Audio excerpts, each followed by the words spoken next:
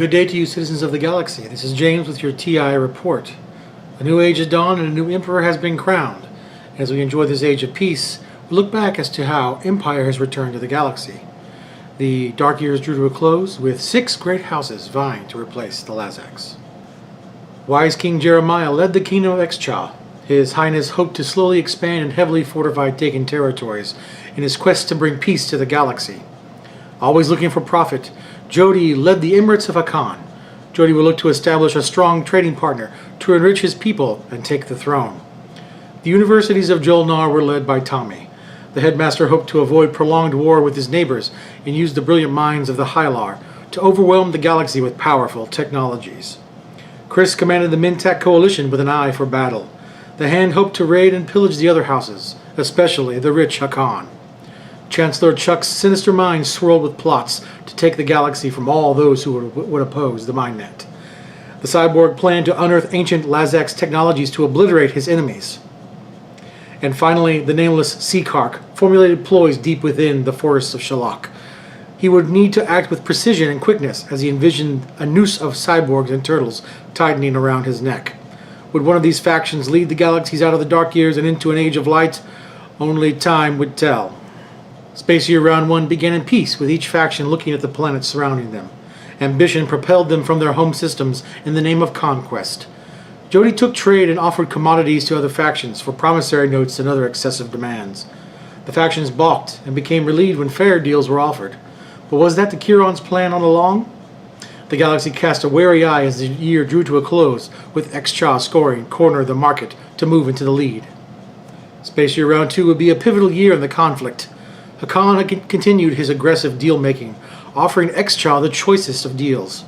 However, there was tension between the budding allies. We could then trade. I see what and you're he could going even for trade here. 1 to 3. To make this a binding, I could agree to do that, and you give me your ceasefire. It will make it binding. Let me explain how binding things work. It will make it binding. Okay. Despite the hostile negotiations, Hakan and Xcha were able to make negotiations last, creating a game-long alliance between both houses. Xcha then activated construction and opted to build 2 PDS units. Rather than place them one on each of his flanks, he opted to place both at Quan. Yssaril, terrified at the turtle's threat, quickly arranged an exchange of supports for the throne with L1Z1X. He then raced to the center of the galaxy, claiming a score first point from Mechatol, as well as an Imperial point. In the status phase, Yssaril scored Erect a Monument, L1Z1X scored Corner the Market, and Hakan scored Gather a Mighty Fleet. In the agenda phase, the wormhole construction law was on the docket. Yssaril was fearful of a stronger Xcha, as he had placed both of his PDS on Quan. But the other houses were convinced by Hakan and Xcha, and the law was passed. Space Year Round 3 saw battles on many fronts. The Hakan and Xcha alliance would become official as the 2 factions exchanged supports for the throne. With his right flank secured, Jody ordered his fleet to attack on his left, sending ships to the Lodor system to meet Jolnar forces stationed there. 20,000 points. 3 dice bombardment on a 5. 20,000 point order dog. Yes. Then, And let's see, I Which- got a 9. Oh, there's one. oh, that's bombardment. No, he bombarded. He bombarded your ass. And now troops. Pick it on the Jolnar. Good old ass bombardment. Nice. Oh, shit. Then Chuck sent his dreadnoughts through the reconstructed wormhole network in order to stamp out the Quan threat. While the Xcha fleet was no match, the PDS on the planet obliterated the cyborg infantry as they were attempting to invade. The battle could best be summed up this way. A lot of blood. The PDS didn't shoot the ships, but they sure as shit shot the guys. That's a tongue twister that I just invented. Get ready to have me publish that in Reader's fucking Digest. A flurry of scoring occurred in the status phase. Jeremiah and Chuck took expand borders. Hakan and Chris erected a monument. Tommy diversified research. And the Mintak and Yssaril each scored a secret objective, with Chris scoring Learn the Secrets of the Cosmos, and the Seakark taking Occupy the Seat of the Throne, of the Empire, I should say. In the agenda phase, was brought to the council's attention that a strange new artifact was found. The archaeologists who found it claimed it could be a weapon or perhaps schematics for strange new technologies. The council voted and decided to break the ancient seal. A most brilliant light flashed before their eyes before the entire council hall was obliterated, leaving no one alive. Space Year Round 4 was a year of slowed expansion for the Great Houses. Few points were scored, but many battles were waged, as most of the galaxy sought to destroy the Hakan and Xcha alliance. Mintak was first to strike, using the wormhole network. He sent his massive fleet to crush the Hakan position at Lodor. They can. Yeah. Okay, so here's how PS Fire works. Yeah, when you have multiple... Jeremiah, wake up. Multiple ships. Yeah. So Jeremiah has ships as PDS that can fire into that system. So do I.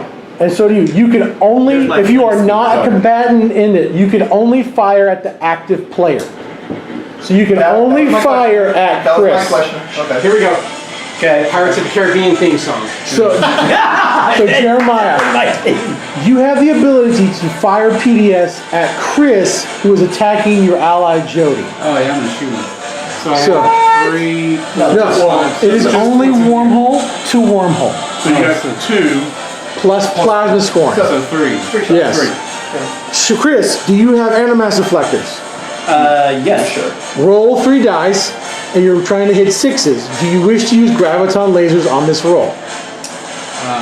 Yes. The hits produced from this will have to be assigned to your capital ships, not fighters. Jody, do you have any PDS in range? I do not. All right. Tommy cannot help because he can only shoot at Chris. At the start of a combat round, I would play a card. Yes. Now make sure that doesn't say your ships. It does. Okay. Okay.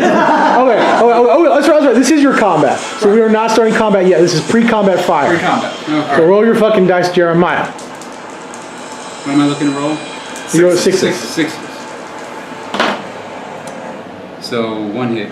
Assign 1 hit to one of your non-fighter ships. To one of my non-fighter Yeah, ships. Yes. Fighter ships. Now, turn it around. That'll destroy it. The Yeah, that's so- been sustained. Okay. And they can't take direct hits now. Okay. You have, That's right. So you're safe there. Okay. All right. So now we're at the start of combat. Morale boost. Skilled retreat. Do you get to pick up your ground forces? I think so. I think so. I think skilled retreat takes everything. Well, Yeah. I take a planet at least. Wow. Wow. There's a lot of nothingness. Would you like to commence with invasion? Yes, I'm invading. All right. Boom shakalak. Okay. I've got 3 ground forces on there. These PDSs are people.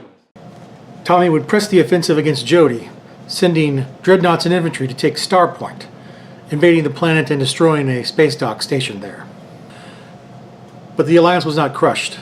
Jeremiah sent a fleet of ships led by the Lakar Sudo deep into Yassaral space. He made quick work of the fleet stationed there, scoring Unveil the flagship mid-round. However, he failed to bring enough infantry to take the planet Abyss from the Seakark.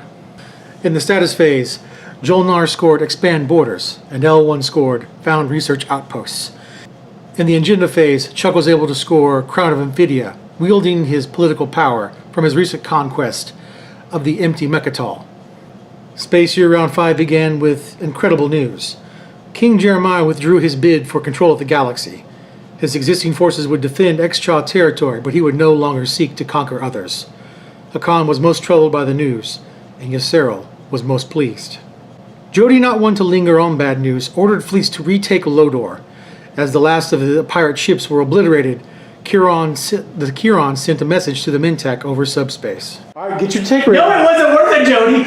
Was it worth? No, Jody, it wasn't worth it. I think it. In a cruel twist of irony, Tommy was able to take Lodor back from the Hakan during the very next activation in the 4th Battle of Lodor.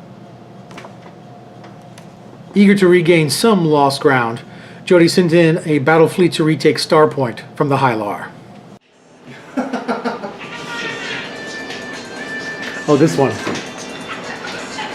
Blackwing is the You've played it before. It's Lords of Acid, Show Me Your Pussy. Yeah. It's an awesome song. Okay, so Blackwing's the fighter needing a 9, the others need a 5. is it everything on this tray? Everything on that tray. Sure. Okay. This is my one shot.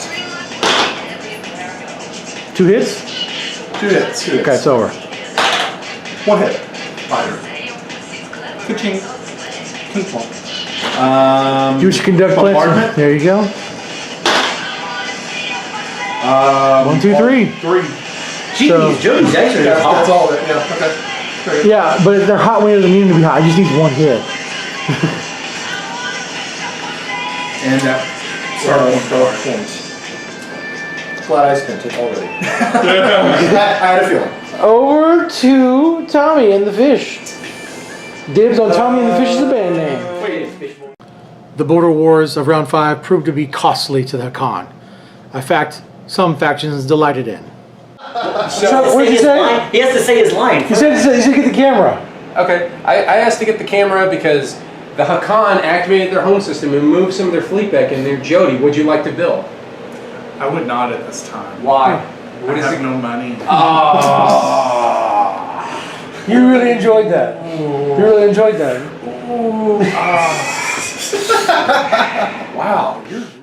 In the status phase, Jolnar scored Erect a Monument and Master the Laws of Physics.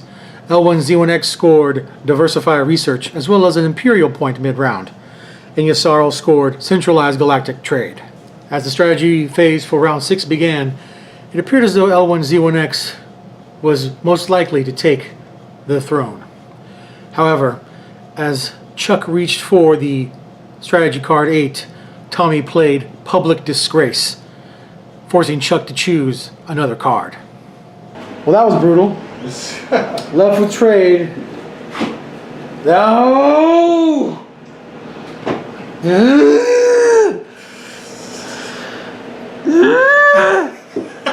have diplomacy over here with 2 trade. It's so, no, I took the Imperial. That'd been a great way to end the game. Me doing that shit. Don't worry. This is gonna be so fucking tight. I wish you didn't play that almost. I wish you didn't Public Disgrace him almost. Cause you're giving me just a little glimmer of hope that's gonna be dashed. It's gonna be so much more painful to lose now. Somebody found a way to make that.